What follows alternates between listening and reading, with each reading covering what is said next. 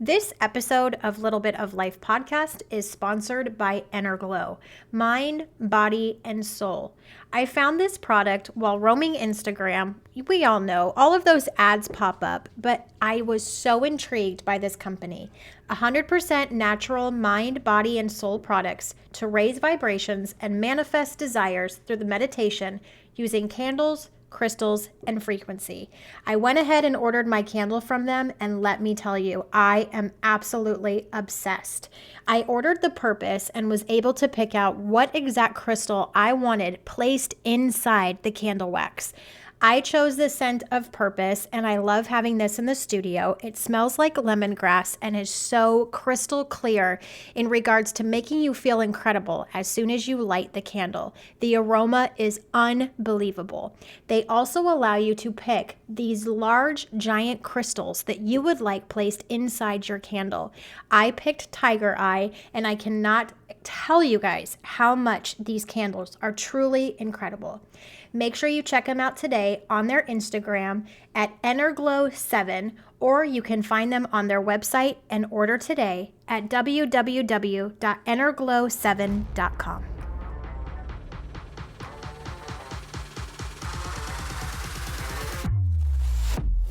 Welcome to Little Bit of Life podcast with your host, Tabitha, better known as Little. A lot of you may know her from social media, but little is shown off the apps. Dedicated to having the real, raw, and occasional chats about what we seem to think, but don't say. Special guests will join in along the way that have impacted her in a profound way. Very little is left off limits, so sit back, enjoy, and here's your host. Hey guys, welcome into another episode of Little Bit of Life podcast. I am your host, Tabitha, better known as Little on social media. As you can hear behind me in this quick guest intro, I have an audio that's playing by a local artist of Hawaii, James Awana. And the reason I have this playing in this special guest intro is because this truly is something that we need to honor those local Hawaiians as well as the military that is affected by the topic we're talking about today. When you think of Hawaii, I used to live there many years ago on Oahu, and you think about the beauty, you think about the palm trees, you think about the beaches. But what does that also come with? You think about the water. There's rainforest there. There's beautiful waterfalls. There's oceans that you can swim in and get all of those pictures that so many tourists love to get. But what about the drinking water? Is this something that's a cause of concern? For local tourists, absolutely not. But for those families that were affected in late November of 2021, this is something that they are living with now, even to this day. There was a petroleum release from Red Hill bulk fuel storage facility that contaminated the Red Hill drinking water for well over 100,000 residents. This affected military members and their families, and it also affected a lot of local Hawaiians that are still living on the island and unable to have clean and clear drinking water. Today I have an amazing guest on with me, and her name is Mandy. She is a major in the military, and her family was highly affected by this petroleum jet fuel exposure. We are now talking and asking those questions. Where do they go from here? And why is no one talking about this topic? Let's dive in today and get to listening, get to sharing, and getting change for not only those military families that are struggling, but the local Hawaiians that feel that they have been forgotten. Hey guys, welcome into another episode, Little Bit of Life podcast with Little. Just like the motto says, everything we seem to think but don't say. On late November of 2021, ask yourself, where were you sitting? Were you in the comfort of your home with your family? Were you doing just the day-to-day? If you ask those of Red Hill and the families that are affected, you might ask yourself, what is Red Hill? If you don't know this name, it's something I highly suggest. Go get educated. Make sure you know exactly what we're talking about today.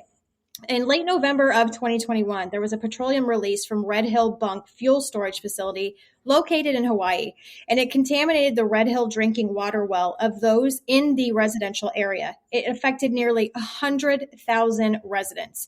When we sit here and talk about going to your local home, your friend's house, you're sitting there, you're trying to get something to drink out of a tap water, you're taking a shower, think about how much is actually affected in your day-to-day life by your water usage. This is sending thousands now to seek medical support as they are suffer from petroleum exposure. These reports came in to the Navy and to those of Red Hill with, unfortunately, a loss, and unfortunately with almost this sense of, I don't care, not our problem, figure it out. And these are for residents of the military and their families. I have an amazing guest on with me today, and I would love for her to introduce herself and explain not only what she has gone through, what her family is going through, but I really want to focus on what are we doing and what is the government doing in order to help these families. So welcome on. How are you today? Good. Thank you so much for having me on. And I wish I could say I'm like super happy to be here, but I wish under different circumstances. My name is Mandy Feindt. I am an active duty Army officer. I've become a clean water advocate and advocate for families impacted by Red Hill. And most importantly, the best job that I have is I'm the mother of two super small children. They were 1 and 3 years old when they drank jet fuel contaminated water in our on-base home and our on-base daycare facility. And we have truly just been through the ringer every day since. Yeah. When I looked up Red Hill and it came to my attention, it's something I've been following for a while. I almost feel like it's this ebb and flow of the media picking it up and then almost dying off, picking it up and it's dying off. But it's something that the families, especially with you being a mother and a parent and a spouse, it's affected your entire family. So when this happened, I've seen so many videos on this topic. Did you smell almost like a gasoline scent with your water, or was it something you're like, something is just not right here? So I'll be completely honest. I mean, there are, I don't know, over 20 different neighborhoods that were impacted by this. And we were not one of those neighborhoods that saw, a sheen initially as it went. So the spill happened on November 20th of 2021. As it progressed, we eventually did smell it. But there were folks who were saying when we came back from Thanksgiving weekend that their house literally smelled like a gas station.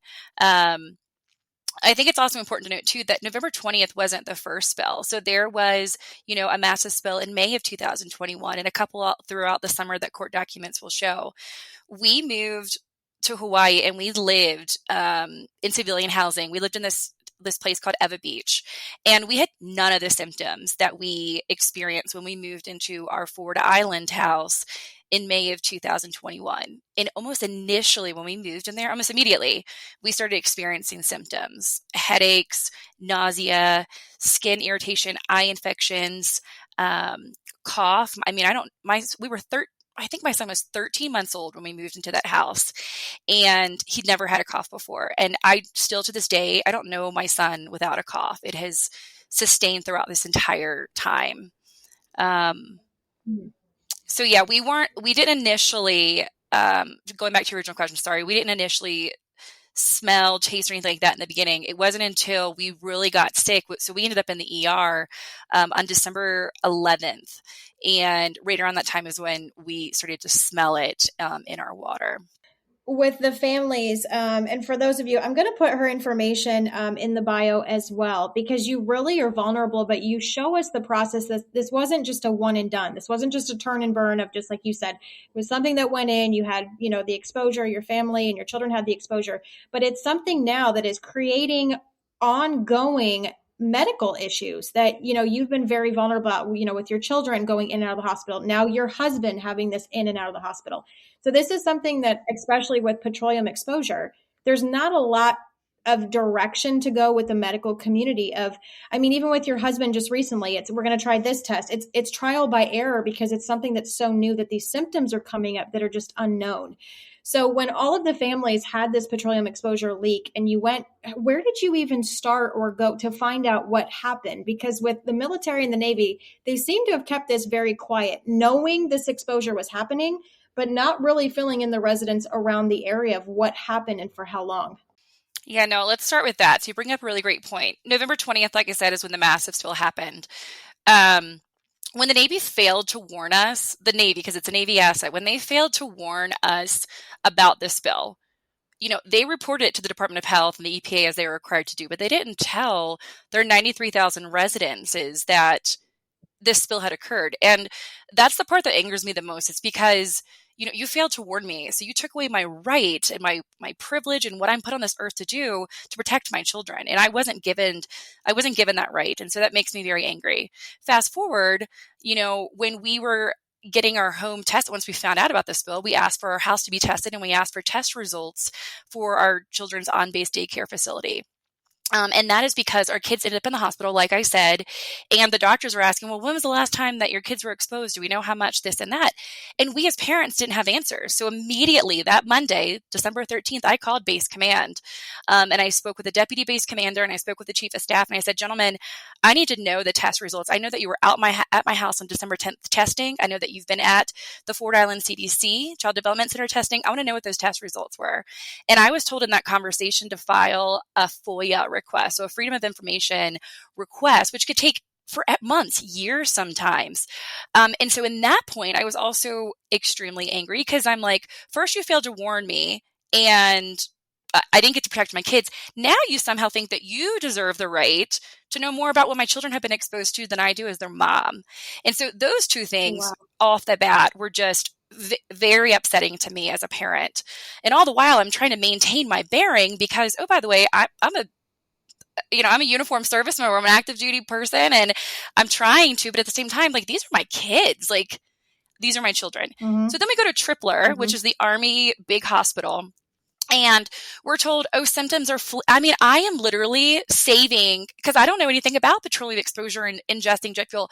So I had saved sheets that my kids have thrown up in and like pooped the bed, right? And I'm like, do you need to test this? Like, do you need to see what's in their system? Like, oh no, you can discard of all of that. Well, are you going to run tests? Are you going to run blood, urine, hair, skin samples, anything to see what their exposure is? No, symptoms are fleeting. When you ingest jet fuel, it's in and out of your body. The kids will be fine. When our children went to Tripler Army Medical System, not a single baseline test was ran on them. My kids were given an Otter Pop, a rehydration popsicle, some liquid Zofran, probably monitored for about half an hour, and then we were sent on our way. It was horrendous. For me personally, I think I experienced in that time probably the worst symptoms. You're a mom, right? So I can only compare it to labor pains. That's how much abdominal cramping and pain that I was having. Uncontrollable, vomiting, on the toilet, vomiting in a bucket, coming out both ends. I was in adult depends for about a week. And like you said, initial symptoms, they eventually, kind of like the nausea and the vomiting kind of went away. But these other things that we've experienced for over 14 months now are still very prevalent. If not, they're getting worse. And what we're finding out from these long hospital stays, like you mentioned, my husband was just in the hospital for 8 days, had about 89 lab tests and still is getting lab tests, a lot of abnormalities. He had blood, urine, he had cerebral spinal fluid testing. And they were all like, well, let's compare it to your husband's original test. They were also surprised to hear that we didn't have baseline testing. So that's been the real frustrating part, is that we as a community have been running around like chickens with our heads cut off, not only Erin Brockoviching our way through the actual water crisis, but like trying to, find doctors who will listen to us, who know anything, who can point us in the right direction. Because right now, the military medical system is slapping a Band-Aid on it. They're calling it good. But you've got, now that we've moved, we've got civilian doctors who truly are, and who are outside the military medical system, who truly are like taking the time to really run this stuff down. But it's amazing you made that link and you said that name, because when I heard about Red Hill, it was something that, based on human nature, we learn through mishaps. We learn through prior things that have happened. And it's I always say it's Erin Brockovich meets island life meets military. When you put all of those together, I lived in Hawaii for many years, and it's just a different lifestyle. It's just a different way of living. And it's just almost like, it's very military based, obviously on Oahu, because all of the branches share Hickam Air Force Base. But also when you talk about with the government, there was a documentary, there was something on CNN that I watched, and it was amazing to me because they took the media, which we know the media always expresses what they want to express. They have their own way of kind of narrating that story. But when they brought the media down into this actual bunker with the Navy, it almost expressed of like the families speaking up and speaking out about your health issues was a problem of, well, this happened, but it's kind of part of nature of us living in this area. We've done all that we can. So being that you're still active in the military and you are speaking up, I mean, you've gone as far as, going to the government, going to Capitol Hill, going and speaking at these events. It's something that's touchy, but obviously we talk about that on this podcast. And we know this with military. Has there been retaliation for you speaking up in that mama bear role based on your active duty? 100%. In fact, in the beginning, so the job that I was in, I got, I was nominated for the position. I interviewed for it. It was our dream job. I was in very great standing with that unit for a year prior to this water crisis. When the water crisis first happened, my family first got sick, unit was super supportive of me. The moment I started speaking to media, the moment I started speaking to congressional leaders, the moment I started speaking out and, protecting not only like my family, but speaking out for others, it switched. And, not only was I dealing with the impact, the health impact, and the stress, and our lives being completely, turned upside down. I didn't also mention that on the 13th, when I got released from the hospital, the 13th of December, we evacuated for our home for months. So just the stress and all the problems that causes, living in a hotel room with a 1 and a 3-year-old, trying to figure out what the new normal looks like, it was awful. So on top of dealing with just all of that, I was now getting treated like just terribly from my unit, being negatively counseled for speaking out. The officer evaluation reports were impacted. Sec Navy came into town. He actually came to the building that I was working in, the Secretary of the Navy, and walked out. I ended up having a conversation with him, and they tried to bring a security violation against me, spin it in a way, but essentially it all boiled down to my conversation that I had with the Secretary of the Navy. They wanted to get out of me what it is that we talked about. And that's protected conversation. We're talking about a matter of public health and safety. It is my duty, not only as, a gracious tenant of that island, as a mother, as a senior ranking officer, to speak out. I mean, that's what really bothers me about this whole thing is when we talk about retaliation, it's like, you all have trained me. I also forgot to mention, I'm a victim advocate, when it comes to sexual assault in the military. That is just ingrained in me. And you have trained us to speak out. If you see something, say something.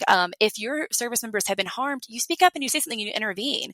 And so I feel like, especially when it comes to a matter of public health and safety, that I'm doing exactly what I was trained to do. And it's like, why do you train us and tell us to do this if you're just going to retaliate against us? I mean, I left that unit on a compassionate reassignment. No fault of my own. We left because our family was so sick. And for the first time in almost, 16 years at the time, I left a unit without a PCS award. Why? But circling it back, but the gentleman, the base commander who told 93,000 people that their water was safe before verifying that it actually was, he left with his career intact, and he received an award that Task and Purpose got a hold of that commended him for his effort in the water crisis. I solely blame that man for drinking contaminated water for as long as we did. And so with saying all that, again, I represent one of 93,000 people. There have been many service members who have been retaliated against simply for trying to advocate for their own children. And that's why in February of 2021, I ended up filing a Department of Defense whistleblower protection complaint, not only for myself, but just to set the tone for, listen, these people are struggling. They're not getting answers. There's no transparency. Their family is very sick, and they are suffering in silence. And that's not okay. It's not okay the way that we are treating our own people. Living in Hawaii, islanders are very close. If something happens, it's almost a giant family that comes together. They're wanting to support. They're wanting to do anything and everything possible. Correct me if I'm wrong on this, but doing the research and talking about Red Hill, there's a lot of people, a lot of, let's say, government officials and, people in big, very high-ranking positions that it could actually really, I would say, blow the roof off of this topic.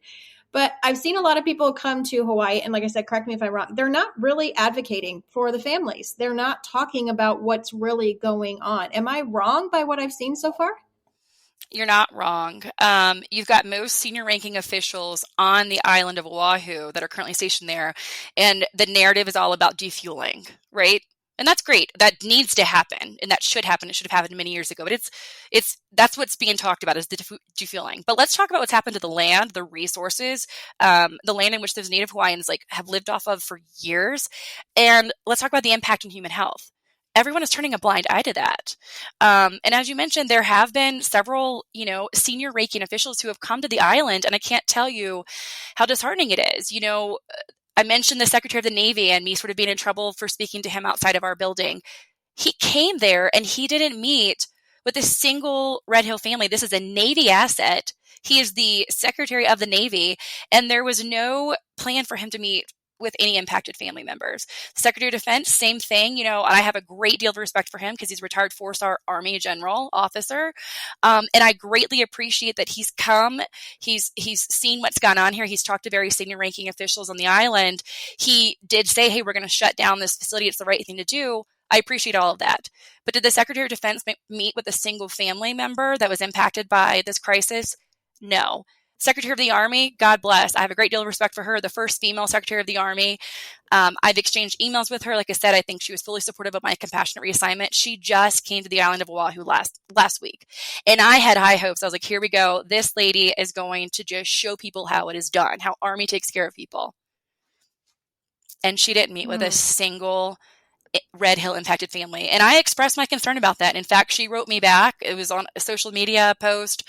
I said, ma'am, I'm wholeheartedly disappointed in your trip. The fact that you didn't meet with impacted family members. And it's just really disappointing, especially because she came to the island to speak about quality of life issues. So she walked into barracks of, that had moldy barracks. She walked into the DFAC where soldiers ate, but she didn't come down. Even after a town hall, people had there with sign waving, Sec Army, please talk to Red Hill families. I mean, there were protesters there, and she recognized that they were there. And even after that, she still did not step one foot into a single impacted family member's home. And if you're there to talk about quality of life issues, let's go look in those homes and see what their quality of life is, because a lot of them are still camping out in their homes. They're showering with water bottles still. We've got people on these military bases living in tents on Army or military housing, living in tents outside their home because they don't believe that the air quality and the water in their home is safe.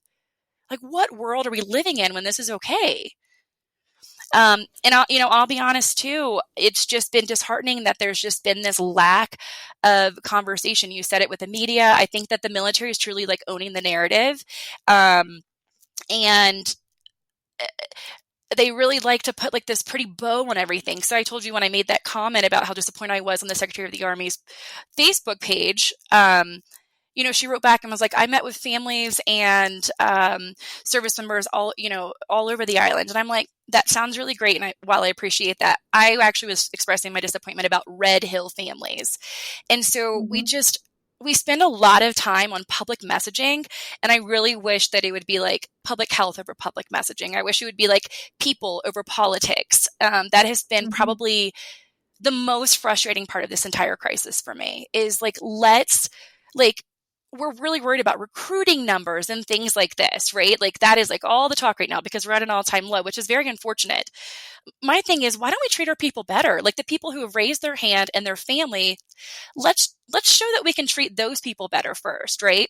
When you've got a water crisis happen, we're talking about retaliation and everything else, not getting proper medical treatment. Let's focus on treating our own better before we try to grow this organization. You want people to recruit, I used to be a recruiter. I was a company commander. I was an ROTC instructor at the collegiate level. That's all I did is sold the Army story. And I'm a huge patriot. I come from a long line of military leaders. I love the military. But right now it's kind of hard for me to sell that story when I'm these people poisoned my kids. And not only did they poison my kids, fail me to warn about it, they've refused to give me proper medical care. They have gaslighted me. They have retaliated against me. For what? For me advocating for my family and for our military families. And I also wanted to say that 93,000 people were impacted by this, but they weren't just military families. I mean, we have retirees. We have an entire Capilina Beach Homes, Iroquois Point. I'm sure that you remember that. That whole area, though it used to be Navy property, if you will, right? And so the military gave that back. And so a bunch of Hawaiian local families live in that neighborhood. In fact, they are the largest neighborhood, over 1,000 homes that were impacted. None of those folks are in the military, and like they're like the stepchildren. They've gotten no help, no care, nothing. So this is predominantly military families were impacted by this, but there is also a very large population of civilians who have been impacted by this for certain. Every time I do a lot of episodes, especially military related, talking about sexual assault, domestic violence, and everything circles back to retaliation. And we're in this epidemic of, whether you're talking about like this, whether you're talking about a water crisis, whether you're talking about sexual assault, whether you're talking about domestic violence, whether you're talking about anything, whistleblowing equals retaliation. And this is where we have to focus on, when is enough enough? And when you were discussing that no one's really come and actually advocated for the families, it feels on my side, from civilian side, is avoidance. They don't have an answer. They are trying to, like you said, just put a Band-Aid on something. And when we talk about medical care, it's expensive. I mean, if anyone's gone to the doctor recently, it is outrageous. So what has the military done in regards to advocating for your family to help with medical? I can't even begin to imagine what the medical is costing, not even just financial, but emotional, physical, like of what your family has been enduring just these past 14 months. Yeah, so in the beginning, I would say that they were doing absolutely nothing. And that still rings true for our civilians who were impacted, who were not covered under TRICARE. So most of those folks at Capelina Beach Homes, Iroquois Point, some of the other civilians. I also told you that, we have all been advocating for ourselves, test us, and they still, to this day, are saying, oh, there's no magical test to test for this and that and whatever. We have paid thousands of dollars out of pocket for our own toxicology test because the military will not run tests on our family. And at 1 and 3 years old, you don't think I want to know what's in my kids' bodies? Absolutely, I do.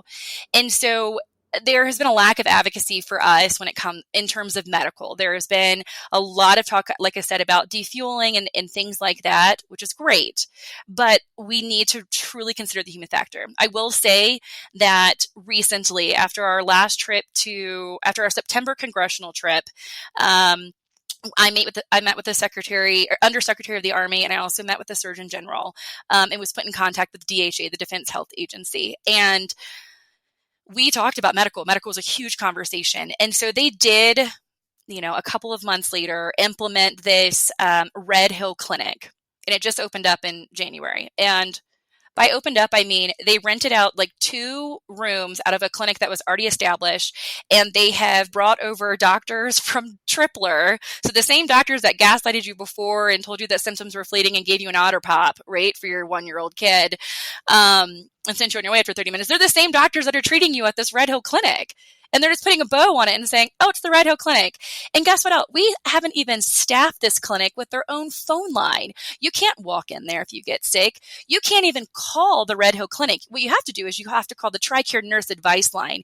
And you wait in the queue with every other person that's calling from all across wherever. And then you finally get someone on the phone, a nurse from, let's say, I don't know, Seattle, Washington, or Hampton, Virginia. I don't know, right? And they don't know anything about the Red Hill water crisis. And folks have been like, I'm part of the Red Hill water crisis. I'm having all these symptoms, like neurological symptoms, blah, blah, blah. And they're like, oh, that sounds terrible. You need to go to urgent care. And then families are like, lady, did you not just hear me? I'm part of this Red Hill water crisis. I've been dealing with these symptoms for 14 months. Urgent care. I'm supposed to be calling about the Red Hill Clinic. It has been a disaster. People are it's like a re-victimization, if you will, because now it's the victim's job to tell you what Red Hill is, and you don't know about our symptoms, and are you not tracking this Red Hill Clinic?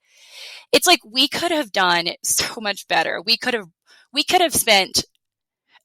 The Department of Defense has the largest budget of any government agency, right? And if we say that people are our greatest asset and people first, people always, all these nice little slogans that we have, how about let's have an actual clinic that is staffed with the best of the best medical professionals, people that actually have studied the impacts on jet fuel exposure, maybe the environmental and medical experts who have looked at Camp Lejeune for decades. There have been people studying those folks for decades. We know the impact of jet fuel on human health, right? It's already happened.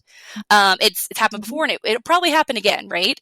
So we could have and we should have spent the money to put the right specialist in this clinic, but we did not.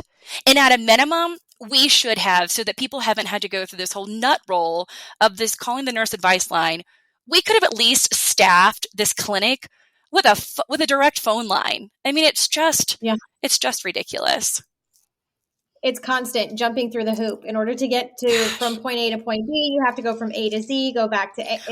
It's insane. So talking about and getting into that of changing what has happened, possibly not only for these families, but the future.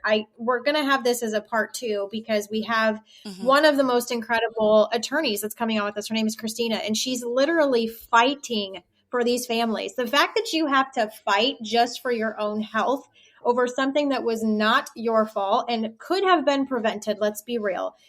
What has the actual side been for your families of getting justice, finding attorneys? Like, I can't even imagine finding doctors that want to listen, but then finding an attorney that, number one, not only just believes you, but that you trust them as well. How did these families and yourself, how do you go from this is what has happened, this is now has affected my family, to how do we get ahead and fight for justice? Was that such an overwhelming process to find Christina and find justice and answers?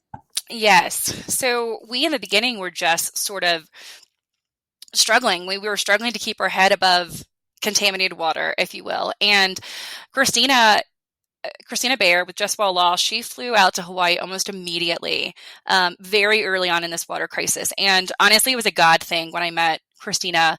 I had just that week received my first negative counseling statement, and that was for denying access to my on-base home. They were trying to come in and flush it without giving me water test results. And all my things were still in the house. I had a baby, I had a baby crib, and I did not want any more contaminated water coming to my home. And I simply asked, what are the test results? Not only that, but we had the most junior service members performing these flushing operations without proper PPE, personal protective equipment. And I was not going to be one that just said, oh yeah, come in here, let me expose you potentially to contaminated water, and you're not even protected. So I denied access to my home. I got in trouble for it. I got my first negative counseling statement. That's when the tides had turned. And Christina came in town that weekend and kind of sought me out, because I had been I made a video about this thing and it sort of went viral, and that's another reason why I got in trouble for it. And they someone said, hey, this lawyer is coming into town, you should at least come by, she's doing this town hall or whatever. And so, oh man, I met Christina, and we'd never had lawyers for anything. So we thought clearly I'm in need of a lawyer, because now I'm starting to get in trouble. I can see the way this is going. I've seen it happen as a victim advocate in sexual assault. The moment that you report, speak up or whatever, I see the way it trickles down. I was like, okay, I told my husband, I was like, I think we need to get a lawyer. And so we go, and I met Christina and Jim Bayer. They're not related. And I met a couple of other individuals at this town hall, and I cannot tell you, I cried. I was overwhelmed with emotion. She came at the right time, when people were just impacted and realizing, hey, we're not getting any help here. I think we're in the middle of one of the biggest scandals or cover-ups probably in U.S. history, right, since Camp Lejeune. And we need this lady. And the wonderful thing about Christina is she's so transparent. She is just the sweetest girl from Texas, but she's a bulldog too. And she fights for her people. She's the first person that said, I believe you, which was huge. And she'll tell you her story, but her family was also impacted by her own family. Her own kids were impacted by a toxic exposure. And so she brings that heart and that passion and that understanding, to the table, because she's lived this, you know what I mean? And she understands. And we just couldn't be more grateful for her. And the other nice thing too is we were we can't afford a lawyer, to go against the government, right? But the nice thing is, Christina doesn't get paid unless our family gets, compensated. And so it's, it's a win-win, right? So she's going to fight super hard for our family so that she can get paid, and so can we. And I think that's what people didn't understand in the beginning is what are my rights? What do I do here? What am I left with? Because we're not getting support from the people that have poisoned us, obviously. So, and we're not getting the medical care that we need, and we can't afford to continue to pay thousands of dollars out of pocket. So where does that leave us, right? In debt. And we needed a lawyer immediately. She came at the right time. And the thing about Just Well Law and the Hosoda group, who is there locally in Hawaii, is that they continue to come and they continue to show up. And they have just proven themselves to be very present, to be very available, and to be very caring. And we could not, I mean, they are truly our lifeline at this point. And so it's kind of weird, right? Like I'm the only Feindt in the military.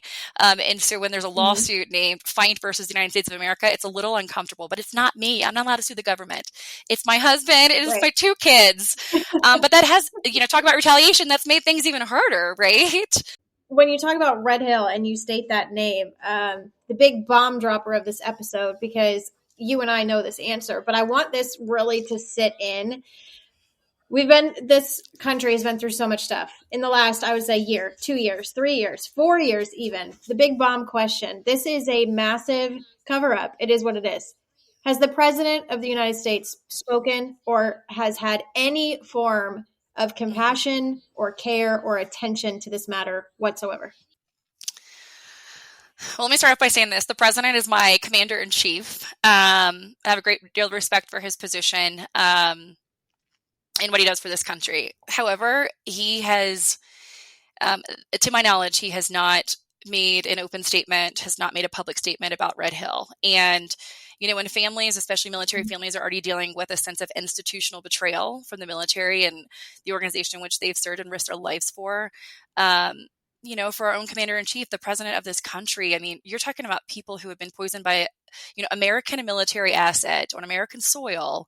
And no, he hasn't said anything publicly, which has been just really disheartening. And I'm hoping that one day, the more people that talk about it in the news, or hell, if I get the opportunity to do so, I'd love to tell him the impact that it's had on families and still continues to do so today. But, President Biden actually flew in and he touched down in Oahu. He met the governor and we were all so excited. I think he came back for like a refueling thing, coming back from a different country or whatever. But I'm like, he is on that island. He is certainly, they're going to have some families light up and he's going to talk. He's going to make a statement about the Red Hill water crisis here on Oahu.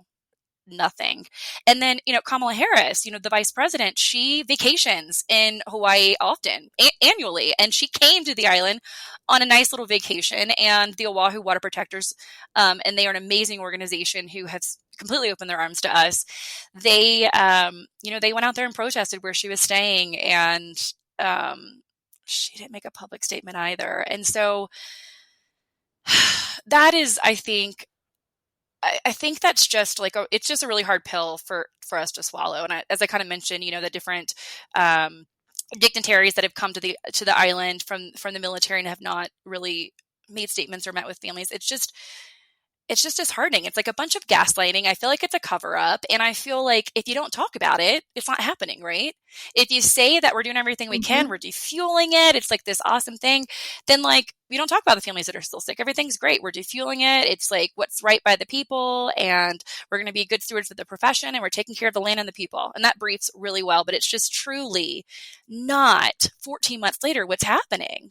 So coming forward, what is when I first saw everything that was happening with your family, and I mean, low key, I was kind of watching from afar, because there's so many families that were affected. And you are, if not the one and only one that is public, you are making this known. You're showing everybody like, these are my children in the hospital. Now my husband is here with us. And now all of a sudden he spiraled down and they're doing all of these tests. So when we're watching, and for those that are listening to this episode, what is the future like medically for your family right now? Are you purposely trying to make me cry right now? The truthful answer and the simple answer is we have no idea. My family has been very sick. We see, 11 or 12 specialists.